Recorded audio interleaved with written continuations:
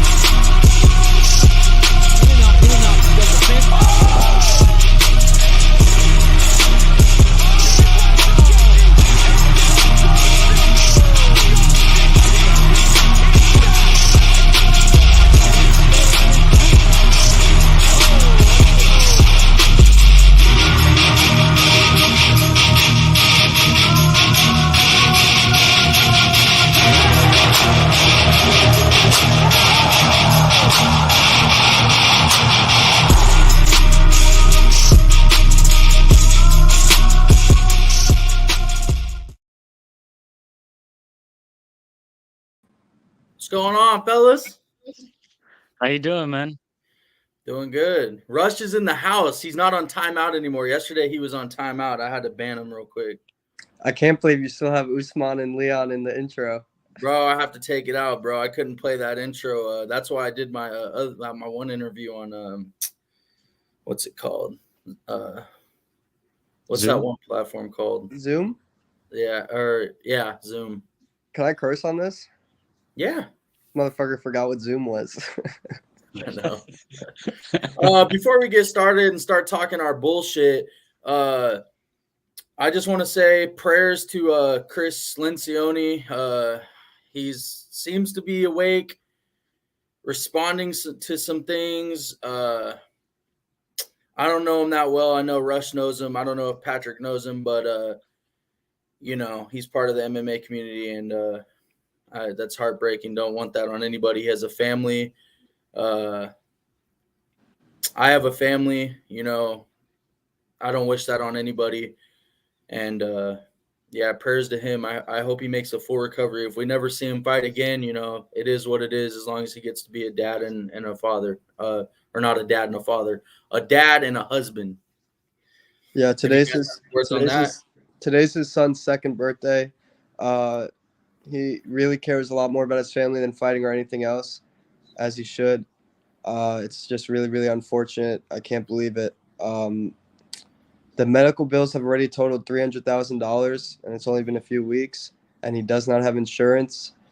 And the GoFundMe has just hit $30,000, which is great, but there needs to be more donations. So anybody that's viewing this right now, if you have a couple extra dollars, you should donate to the GoFundMe. The link is in my bio and a bunch of bios across MMA media.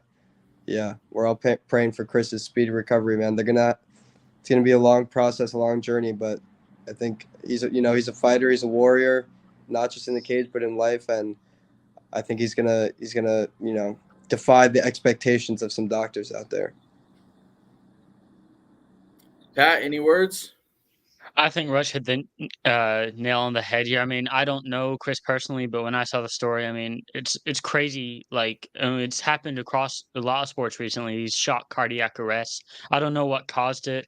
I don't know if there was an underlying condition. Maybe Rush knows better than I do. But, like, it shocked me because, like, for example, Rush had just released an interview with him. So, like, it's crazy to see, and I'm glad he's responsive, at least partially now. It's a good sign.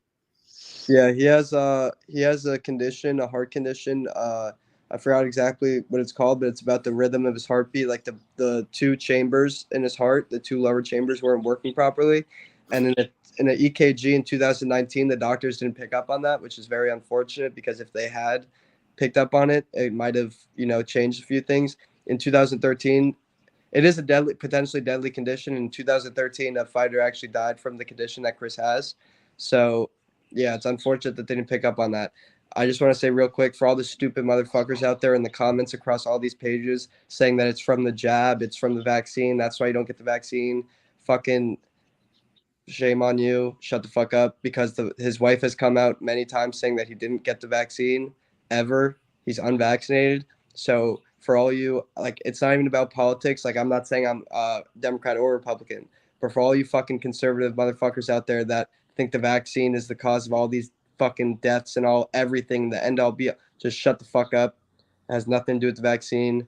And yeah, it's not about that. So stop trying to make it about that, because the family's going through a lot right now, and to try to make it political is just fucking stupid. So that's all. Yeah, we'll move on. But the last thing I'll say about this is, like, you got to think when you're commenting those things and saying those things, his family sees that. And how would you feel if you were in his shoes and your family was seeing that, and how they feel? Exactly. So just spreading false info. Yeah, just get fucked. Mm-hmm. But anyways, let's talk. Let's start it off with some UFC shit. Mark Zuckerberg and Elon Musk.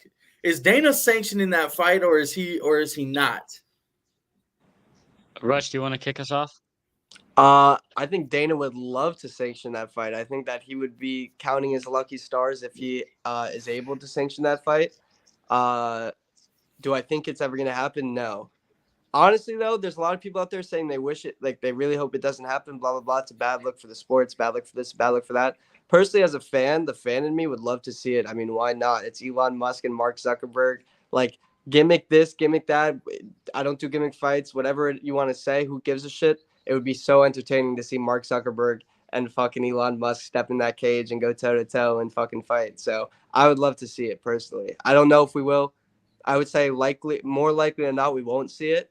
But if it does happen, I would almost guarantee it happens under the UFC banner. So, yeah, I mean, this has never happened before. I don't think there's ever been any rumors of businessmen fighting, and it's weird seeing Dana. Like, originally, I just thought, it was a good laugh, and then when I saw Dana, he printed T-shirts for it, I was like, this actually might happen.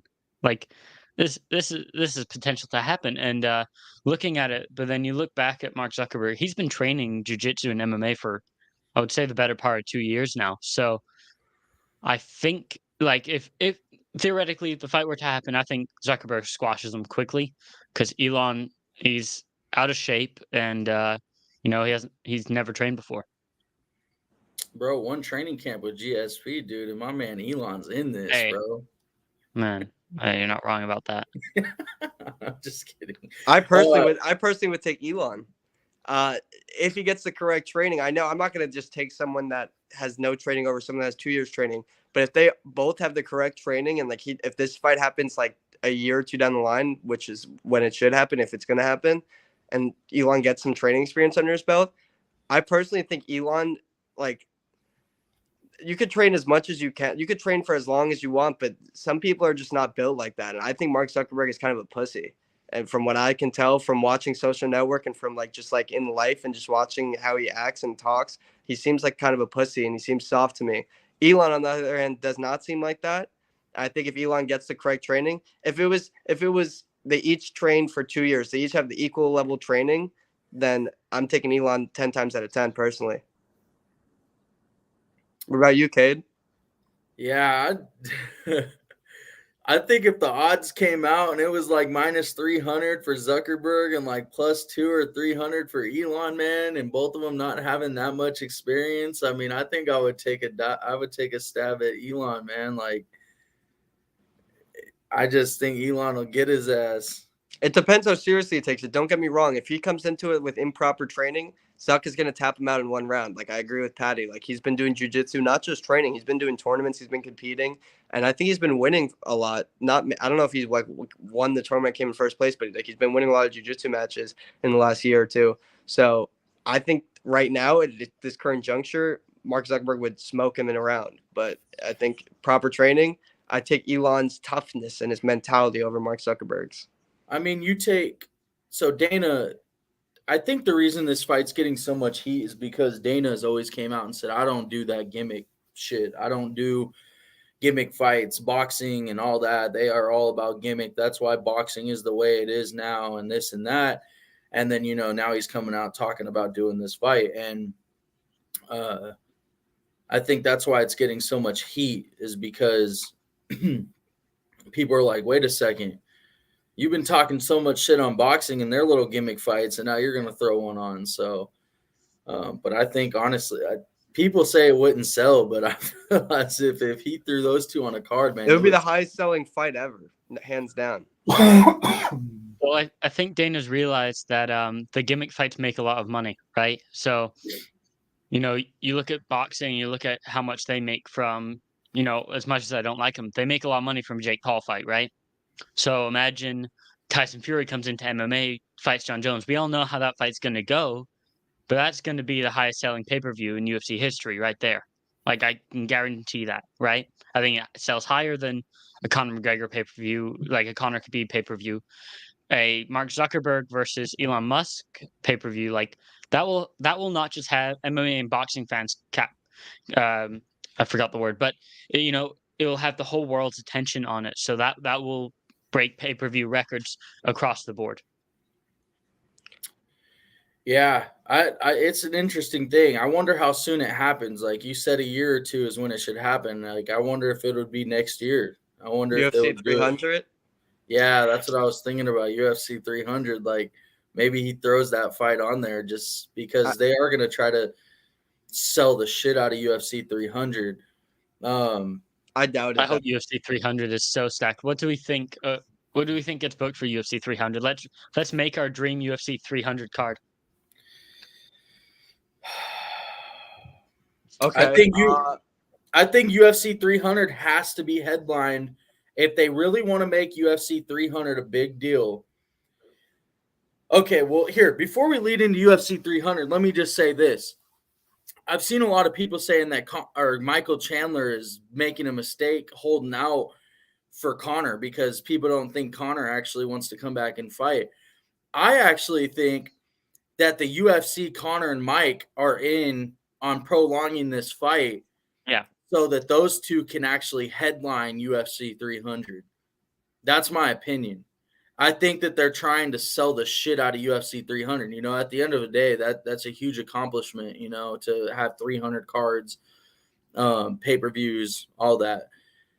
I mean, what better way to have a headliner of Conor McGregor? I know Conor isn't the most relevant guy when it comes to the sport of staying active and stuff like that, but you put Conor McGregor on a card and you will sell the shit out of it.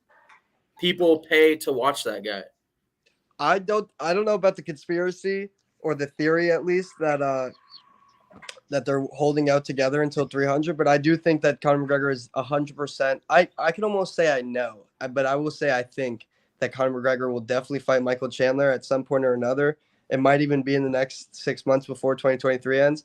I completely agree with you that UFC 300 should be the biggest card ever, right? So they should have Conor McGregor headlining. So, yeah, you're kind of hitting the nail on the head, to use Patty's expression just now, that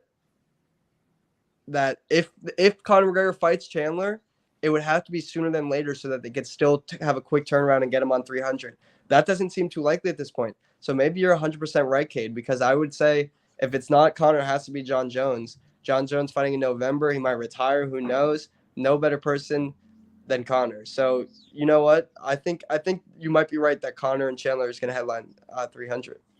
Well, what card number are we at in December? What's the last card number of the year? 296, I believe. Yeah, 296, because the T-Mobile Arena event that was in September, a lot of people thought, oh, they're putting in another pay-per-view to get 300 early, but that's been turned to a fight night with the title fight. So, which I'm glad, because I'm not going to have to fork out more cash in September.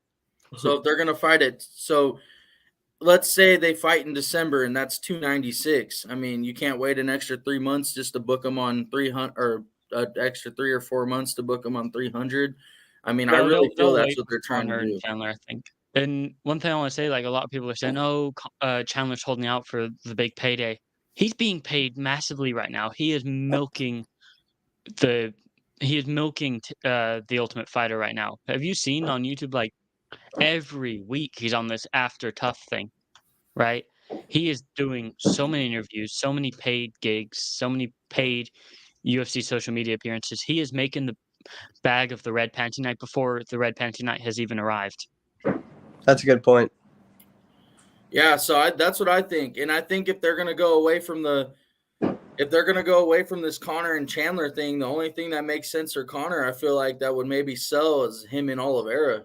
Definitely, but I don't think they're going to go away from Connor Chandler. I think it's so stupid for people to think that Michael Chandler is making a mistake. Like, it's just like, if there are people saying that, which I have seen a couple, it's just casuals in comment sections that don't understand the fact that if Chandler will make more waiting a year to fight Connor, even if he waits an additional year from this point right now, he'll make more from that fight with Connor than if he fights 3 times between now and then versus guys that are high level who might be higher level than Connor. Some people might think like someone like Gaethje or someone like, I mean, he fought Gaethje and Poirier, but like just people that level, like he could fight Arman Sarukian's calling him out. Matt Fravola's calling him out. These are dangerous fights. He could fight Sarukian, Fravola, and say Islam in the net, even a title fight. And those 3 fights won't pay him as much as a Conor McGregor headliner on UFC 300. So for people to say he's dumb for holding out, they just don't know the sport and they are unfamiliar with the power and the star power that Conor McGregor has.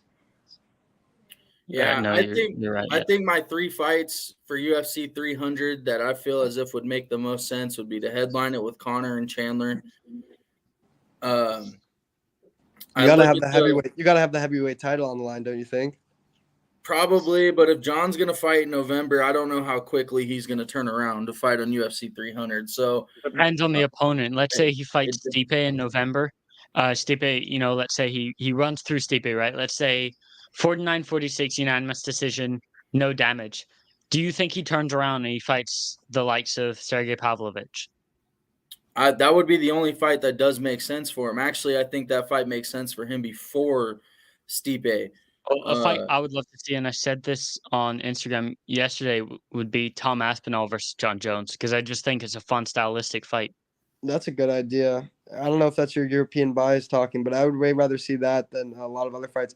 And when you say, Cade, that Pavlovich would make more sense for John than Stipe, I think you mean it would make more sense for the division and the UFC. Yeah, it would make more sense for the division. Yeah, definitely, because Pavlovich wouldn't make sense for anybody right now. That motherfucker is on a destructive I just don't see any heavyweight that can beat John, bro, right now. Well, I think John's going to retire, personally. I think he's going to retire after he beats Stipe.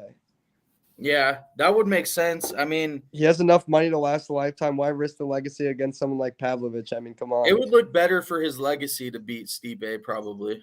That too, but also like to beat Stipe and his decision, because he's already considering retirement. And when you're considering retirement, you should already do it, because once you're halfway out the door in this sport, you're gonna get knocked out if you're not, fully there, fully wanting to be there. So I mean, John Jones could either retire undefeated after beating Stipe, who right now still is considered the heavyweight GOAT or one of the heavyweight GOATs, definitely in the top 2, top 3, right? So retire with that name. Oh, he closed his phone, I guess.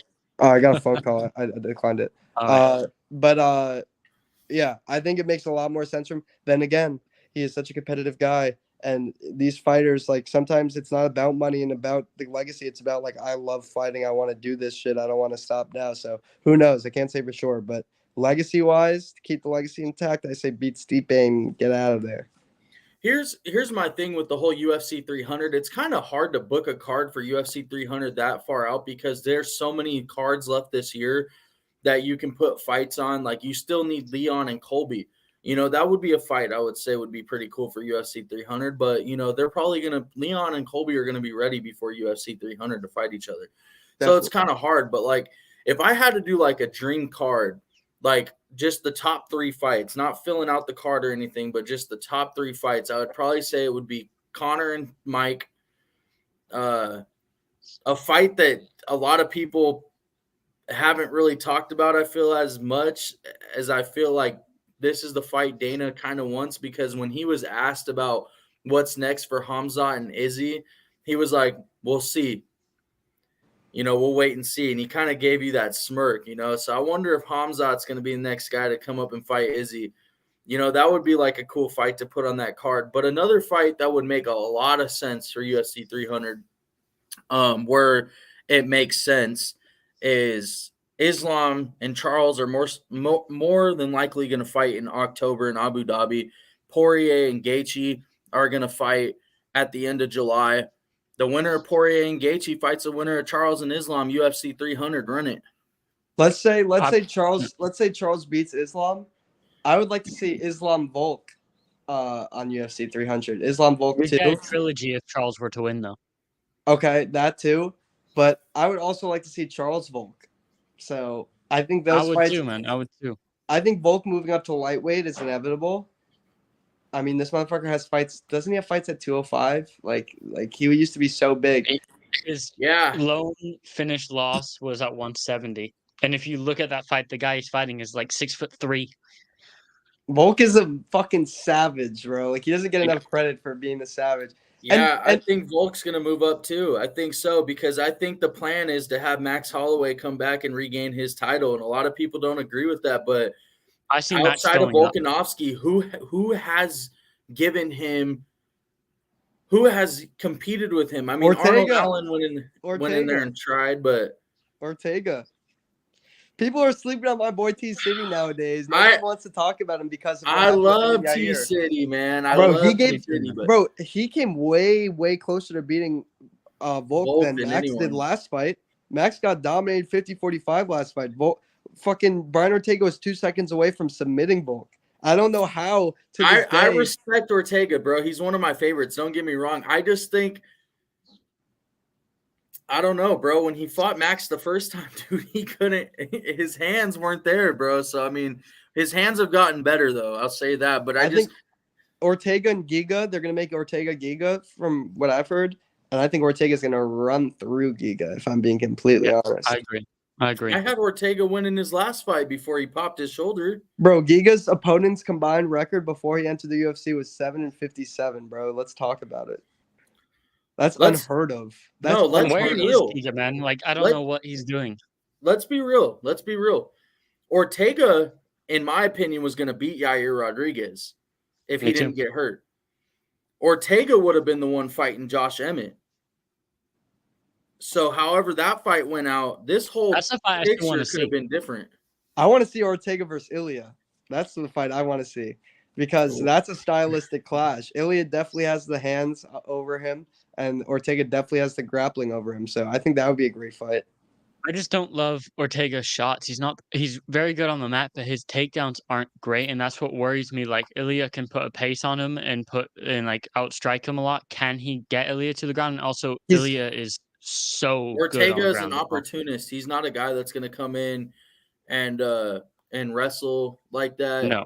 He's more of he will if he can, but he's more of an opportunist. Like, you guys get in, if you're fighting Ortega and you get into some type of a scramble or something like that, like, he's looking to hop on your back. Ortega is better on his back than Josh Emmett is. So I'd be interested to see, like, Ilya would definitely probably at least go to the ground with him. It's not like he's going to get the Charles treatment where people aren't going to the ground with him when they knock him down.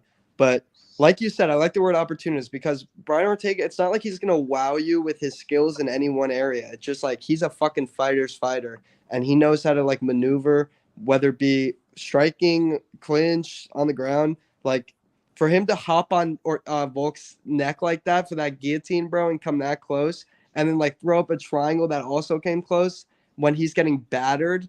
Like, when you're getting beat to shit for fucking 20 minutes and you could still throw up a triangle and lock it in like that, I mean, like, he could be a champion one day for sure. Yeah, this is just me. I think after this Yair Rodriguez fight, Volk's going to fight Topuria because I think Volk's going to handle Rodriguez. I'm just putting that out there. I think he beats Rodriguez, and I think he does it handedly too. I think Volk moves up before he fights Ilya because he wants that Islam fight really, really bad. Well, Volk said today, he did some interview yesterday or today, and he said that he hopes that they don't schedule Ilya because after UFC 290, that's the fight he wants. That's because he thinks he'll definitely win, and honestly, I'm on board. I think that he said I view Yair as more of a threat than Ilya, and I think he's right on the money. I think Yair is definitely more of a threat to Volk than Ilya is. But real quick, can we bring the conversation to Jared Cannonier, please? We haven't spoken about him yet.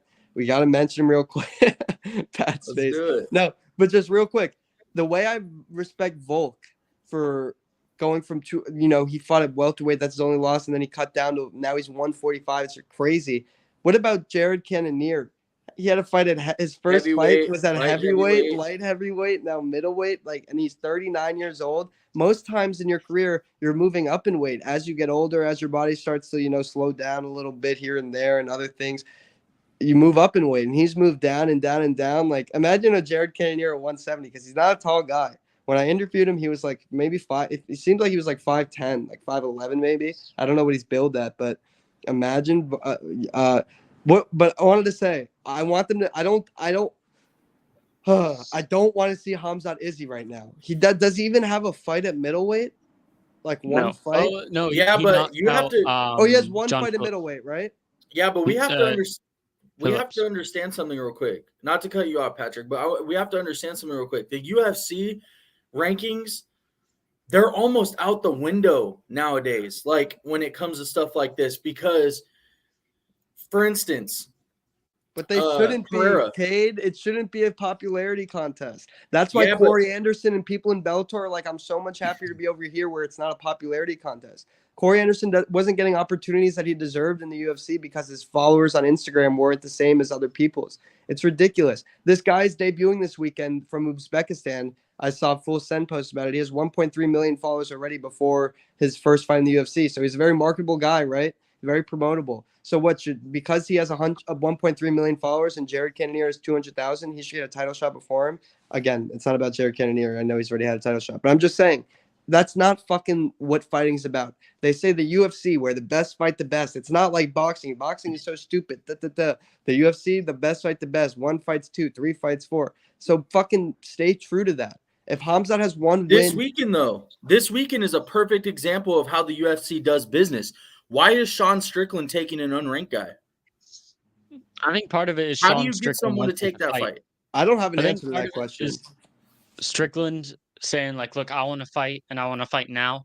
And then you look at the middleweight division at the time that fight was booked. And even now, other than Izzy, Whitaker, Duplessis was booked. Vittori Cannonier was booked at that time. Brendan Allen was booked, plus he already beat him. Roman Dolidze was there. That would have been a fight that interests me. But also, Sean Strickland, bar the Jared Cannonier loss, which was very close, and the Alex Pereira loss, he was winning fights over big names. So he wanted to fight ahead of him. No one was available, and no one behind him was going to take the fight, even though I feel like Roman Dolidze could have had a good chance at that matchup. Well, I think that he's one fight away from the title shot personally. And I think that if Sean Strickland, because the middleweight division is kind of tied up and Izzy has ran through every single person in the top 5, Sean Strickland was probably thinking to himself, if I get one win, I might get a title shot. So why would I risk that one win being over Roman Dolidze when it could be over Abus Magomedov, who is much less proven? Then again, Dolidze also trained at XC for a while, and who knows if they're friends or whatnot. But and Abus is definitely not. They don't really. I don't think in Düsseldorf. So what do you say? He trained here in Germany. I don't live far from where he. Abus trains in Düsseldorf. You said in Düsseldorf. Yeah. Oh shit! I didn't even know that. But yeah, I think that the fight makes sense for Sean Strickland because with one win, it makes more sense for Sean Strickland to take an unranked guy than it does for Paulo Costa to take Ikram Alisarov. That one was more surprising to me. Why Paulo would accept that fight. I don't know. The UFC, and I mean it's got to be noticeable. The UFC is really hoping that Dricus beats Rob because that's the fight that they really want is Izzy and Duplessis. Definitely. But I don't think that's personally going to happen. Just my opinion. I think Robert Whitaker, outside of fighting Izzy, is kind of just like Max Holloway. I think he's the best guy in that division outside of Izzy. I mean, Pereira was there, but now that he's not, it's back to Rob. Just my opinion. Cannonier, though. Whitaker hasn't lost to anyone other than Izzy in the last 6 years. Who? Whitaker has not lost to anybody not named Israel Adesanya in the last 6 years. Exactly. But another thing, too, is it's like Jared, for instance. Jared just had a great performance. One of the best performances in the division history. But it's you know, you can't go wrong if he wins another fight to put him in the title fight again. But, you know, if Jared gets that opportunity, I just need to see more from Jared because Hamzat better not get the next shot, bro. If anything, and I'm fine with this fight, and just like Jared said, #1 contenders fight between Jared and Hamzat. If you're gonna do that, at least do that. At least Hamzat has to get one person in the top 5 of the division before he gets a title shot. And if he gets through Jared, by all means, even though it's one fight, by all means, fine. Give him the title shot. They want him to be champion. They want him to be in those big spots. So I'd be fine with that. But Hamzat should not get to skip the whole line when all these killers are fighting each other in the top 5. He should get a fight at middleweight and win that fight, and then we'll talk about it. Yeah. I've got 2 ideas on the Sean Strickland note just before you move on. So either Sean Strickland, let's say Sean Strickland wins here, I don't know, 49-46, no damage. I know I said that before, but, you know, he takes no damage, outclasses Abus Magomedov, which is how I see that fight going. Either you can rebook Cannonier and him, rematch. That fight was close. You can stick that on a fight night later in the year, #1 contender fight, make that happen, 7 versus 3. It makes sense, right? Or if Strickland wants to fight, and Izzy wants to fight on that Sydney card, no one's going to be available. Strickland will be there if he takes minimal damage on Saturday night. Strickland versus Izzy, that build-up is awesome. I want that build-up because that is going to be the most entertaining They've already started building that up. up. UFC 276 press conference, calling out, saying it's frosted tips, paints his nails, likes anime. He's so funny. He's so funny. I loved it, and I don't care they got knocked out 2 days later. Like, Strickland is so fun. Stick him on more press conferences, even if he's not fighting. Just stick him where Dana sits so he can just berate everyone, right? Just be like, you're ugly, you're ugly, you're ugly. Like, I want that. I want that. Like banter. One of those Comedy Central roasts. Hey, I got these real quick. Sean Strickland roasting everyone. That's what I want. JD, he's in our group chat. He said, Rush MMA 11 is my hero. Well, yep. JD should just hop in here. And then Raphael Shaseen, sorry if I butchered that. He said, hello, fellas. Salute. Great content. Thanks for joining, man. Thank you, man. I appreciate it. How many viewers are we on? Well, dude, people's attention spans are freaking. I think we hit 500K like a couple minutes ago. Yeah, we were at the opening of the show, we were at like 12, 13. That's the Rush MMA viewership right there. Are you gonna post this on YouTube or anywhere, Cade? Yeah, it's live on YouTube right now, bro. So I could go back and screen record this and get when I was talking about, I don't even know what I'm gonna get, but yeah, get whatever. I want tagged though, so I can get the Rush MMA followers. Okay. Oh yeah, definitely. He doesn't repost any of our stuff, you know. Rush, dude, he's famous. The takeover is imminent. You know what, Cade? Now that we're on that topic, I just never repost people's stuff because if I repost one person's stuff, like I've had so many people, not you guys, but so many people come straight out and ask me, literally this week, like all the time, people ask me, can you repost this for me? And I always give them a bullshit excuse. Hopefully these people aren't seeing this right now. But I tell them that my publication says not to repost other people's stuff. So that is a lie. But it's just, I always we're a part of the same publication. I should get we're all a part of the same thing. So but no, like I'll definitely, I'll tag you guys and stuff. I was gonna repost the takeover is imminent graphic because that was a good one. Yeah, that was funny. I was bored last night and I made that. I retweet stuff all the time though. I retweet all your guys' stuff. Yeah, no, I appreciate you. I mean, I haven't send me any tweet and direct messages on Twitter. I'll retweet whatever you guys want. It'll take him about 45 minutes to learn where the retweet button is, but he'll get it. I don't get Twitter and I don't get TikTok either, bro. I'm literally just an Instagram junkie, bro. I love Instagram. Actually, I hate Instagram because I still can't collaborate. But also I'm gonna keep it a buck with you guys. I'm heavily considering keeping my fake blue check because holy fuck, if you guys go look, I don't know if it's because my content's better now, which I don't think it is. I think it's the same, or if it's the fake blue check, which is what I think it is. But bro, I'm getting like my last post got 300 likes, like my photo of Aljo 300 likes, like all these posts I'm getting, all my karate combat content are like at least 100 likes. Before the fake blue check, I was getting 20 likes, 30 likes. Like, do you think it's the fake blue check that's doing this for me? 100%. Like it's the same on Twitter. They even said like people who pay for their Twitter blue. I don't know what's called on Instagram. Their comments are at the top. They engage, like they push your thing out. I'm gaining followers. I'm getting verified followers. The first day I got Adam Borgs, Jared Gordon. I mean, listen, I think it's still corny. I think it's so fucking corny to pay because it's like I would never buy followers like the fact to pay to get out there more, I think it's so corny. But with the amount of time I spend on Instagram and the amount that I want to succeed, and I want, this is my dream for this to be my job, full paying, and not have to do anything else. I think with all that I put into it, I might as well put $15 into it a month and get bigger way faster. I don't know though. Oh, Rush will show Dylan though how to Dylan Napoleon how to use PhotoGrid, but couldn't even do that for his boy over here. I tried, you fucking slow fuck. You couldn't get the hang of it. Bro, you didn't even pull out your phone and show me anything. I was too busy talking to my ex, bro. Yeah, fucking this guy, dude. Oh yeah. Pat, I take this guy out, right? So, celebrate his graduation. I'm like, I'm gonna be a good friend, whatever. Take him out. We get a table.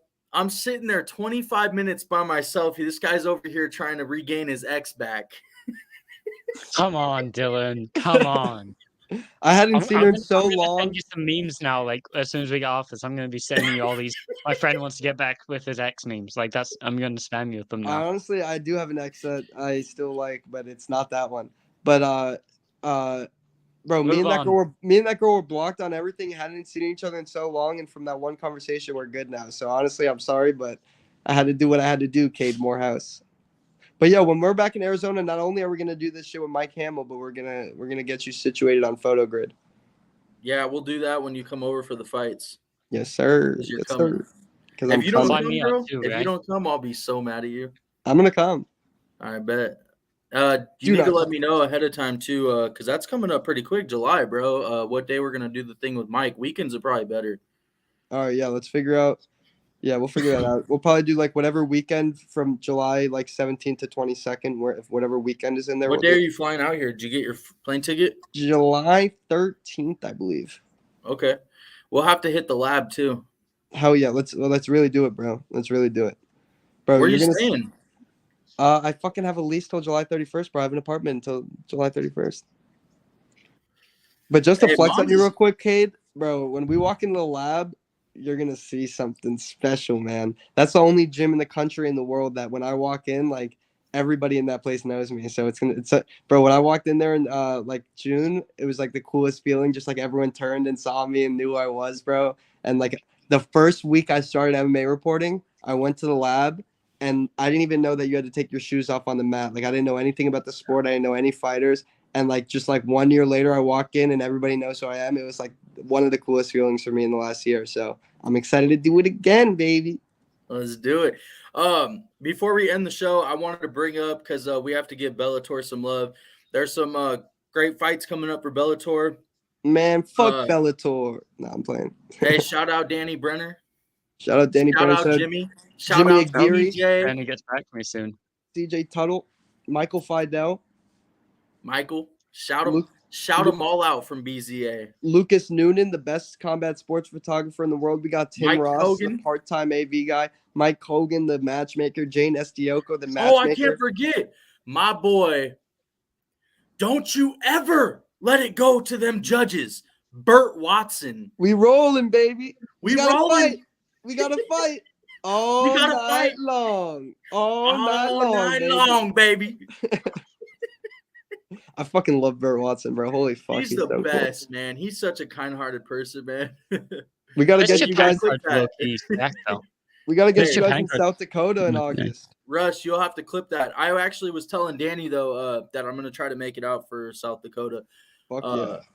I just need to see the plane tickets and everything like that. But I was going to say, some of the fights coming up that I'm excited for, I am very, and I know this isn't the main fight and everything like that, but I am very excited to see two guys in particular run it back from their last fights, Bryce Meredith and the GOAT of Jiu-Jitsu, who ain't got Jiu-Jitsu, Lucas Brennan. I'm excited to see those guys fight again, man. Those guys have bright futures. They just announced Bryce Meredith today, no? A couple days ago, I think. He's 4-0, and he's had 2 fights in Sioux Falls, South Dakota, if you could believe that. So after this fight, 60% of his professional fights will have been in Sioux Falls. Tough, man. I think they should have booked Lucas for Connecticut just to fuck with him. They're gonna book him there one more time, I bet. inside info, the UFC has had their eyes on Lucas for a little bit now. They're trying to snag him. They're trying to snag him from Bellator. I want to say that next gen MMA, like that gym's looking nicer by the day. Like Tim Elliott trained out there. I talked to him a lot. He says it's really, really great. Molly was out there not long ago. She was getting rounds in with Tim. Lucas Brennan and Tim Elliott are like good friends. So I think they definitely saw him training with Tim in the gym in the build up to his fight versus Victor Altamirano. So, I mean, like Lucas Brennan was Victor Altamirano for Tim Elliott. And they had Darnell Lugo out there. They had, I think, Cyborg out there. They had one more girl that I can't think of right now that was like a really good fighter. They had her out there. Yeah, and then they have Austin Ford, who was the striking coach at Glory MMA, who I've heard like amazing things about. He's the striking coach at Next Gen now, so I wouldn't be surprised to see that gym continue growing, continue building. Chris Brennan told me they're like almost at 1,000 members now, which is a lot. So, and Chris Brennan's such an awesome dude as well. Chris Brennan is the GOAT. I fucking love that guy. I'll say it once, I'll say it again. He's the GOAT. He is. Man. He's very, very, very good at what he does, and he runs a really good ship out there.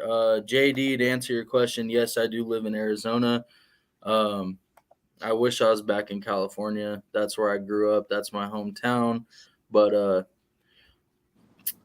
I'm just don't want to sit in traffic for the rest of my life.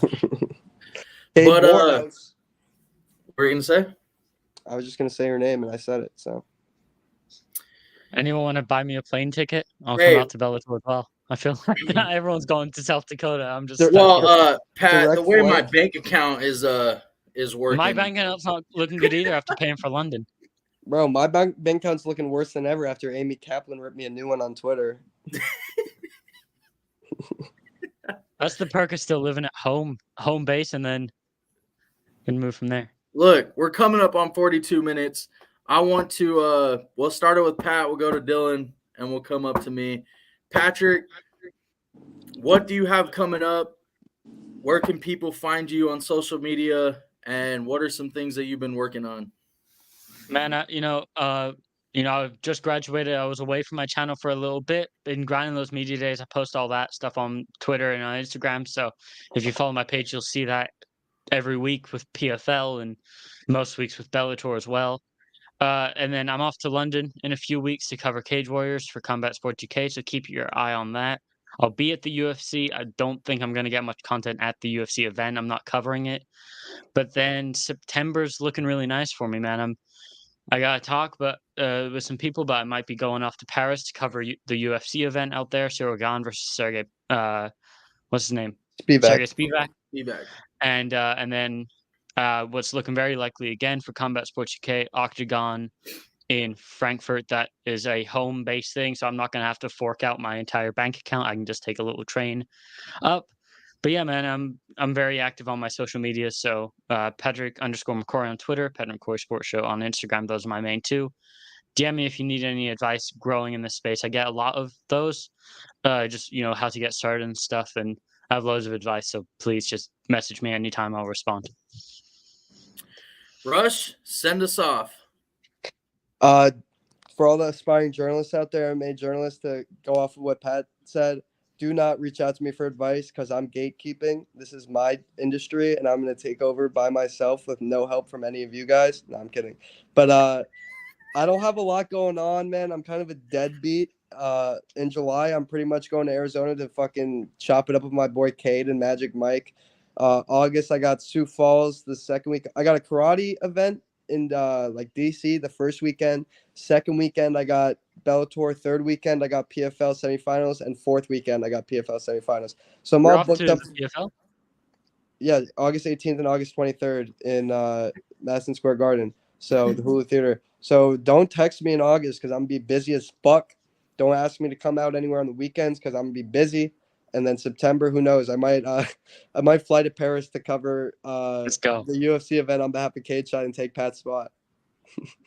And you can follow me at RushMA11 on Instagram, TikTok, Twitter, MySpace, Tumblr, Bumble, Tinder, meatgrinder.com, fucking Omegle, and last but not least, Snapchat. I got Snapchat too. So yeah, reach out to me on all those, especially meatspin.com. I'm very active on there. So thank you guys for having me, man. It's been a good show. It's been great. You can find me at Cade Morehouse on Twitter, Instagram, TikTok. The Combat Lounge, the show page you can find. Just look up the Combat Lounge. It'll pop up. That's how popular we are. Combat Lounge, baby. Let's go. Let's Combat go. Lounge on top. Let's go. And I don't have anything crazy coming up. I want to go out to Bellator. You know, I'm still working on getting some interviews. I've been slacking. You know, I got one big interview, and I thought I was big shot, and I haven't done shit, so now I'm just playing. But anyways, I've had some things the last 2 weeks. I've had back-to-back California trips, but I will be more active from here on out, getting more interviews, writing more articles, stuff like that. And then to end the show, I just want to shout out my boys Patrick and Dylan for joining me. We should do this more often. Love you both. We gotta get the full barn, though. We gotta get the full 6. Let's do it. You guys are hard workers, man. Keep grinding.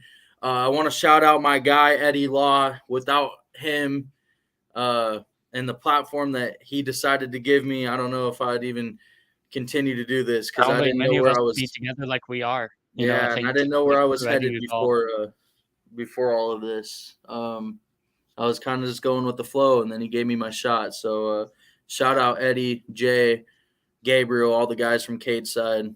Love you guys all. And don't click out. We're going to end the show, go backstage, and then, we'll chat it up for a minute and get off here. Thank you for joining us for another episode of the Combat Lounge. I'm Cade Morehouse, Patrick McCory. Dylan Rush. Don't follow that guy. I'm just kidding. Dylan Rush, we out. Oh, there's Fury with the right hand. Wilder's hurt. Wilder's hurt. He is close to going out. It says we're still live, Cade.